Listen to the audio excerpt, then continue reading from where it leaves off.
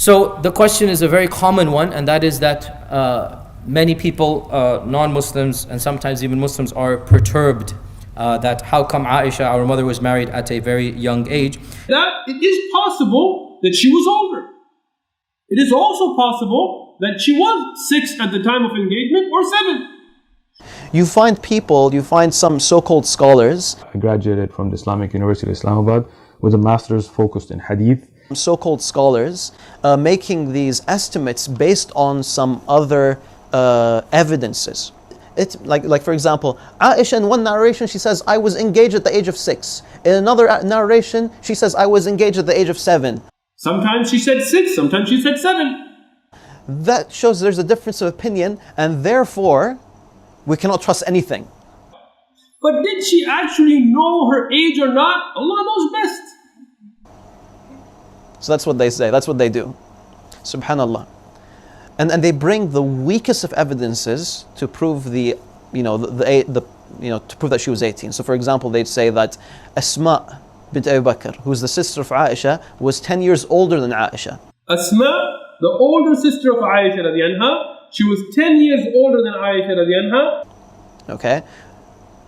And that she was 100 years old when she passed away in the year 73 after Hijrah.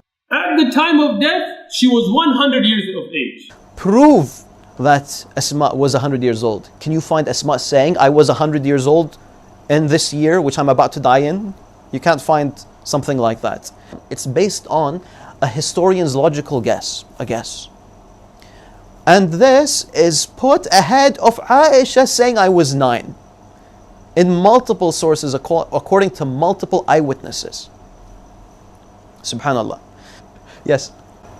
Some people, they say that Aiesha radiallahu anha, and particularly that age or that time period of history, they didn't have a proper accounting of the years, and so she couldn't have known that she was 9. That even Ibn Hajar and Tabari, they were not able to produce exact ages of when Aiesha was born. Now it's very important to understand why. The Arab had no calendar. Even today, even though we have calendars today, I mean every country has a calendar. Right? There's no country now that doesn't have a calendar. But even today, those of you born in other countries, if you ask your grandmother, how old are you? She'll tell you, well, I don't really know. She couldn't. Okay, so would Aiesha? Okay, so the question was, they didn't have proper years or ways of counting the years. The Arab had no calendar. Well, first of all, they did. They could count the years, and there is a lot of documentation of years at the time. So first of all, that's not factual. Would Aiesha make a 9-year mistake? So that's just that. That's the answer to that. Would she make a 9-year mistake? She didn't know what her age was. And by the way, that's not the opinion. That is not the opinion of people who disagree with us. They don't say that Aiesha did not know her age. They don't say that. So she might not have known her own age. They say that, the narrators made mistakes. There is no weak narrator. There is no ilal in the wording. There is no grammatical errors. There is no iqlab in it.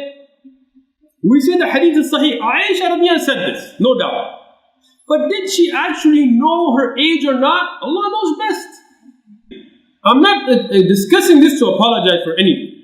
Oh Muslims, don't apologize for the truth and don't distort the truth. There are Muslims that try to deny this. Oh, he didn't marry Aiesha as a young girl. Ya akhi, look, that's not the way forward.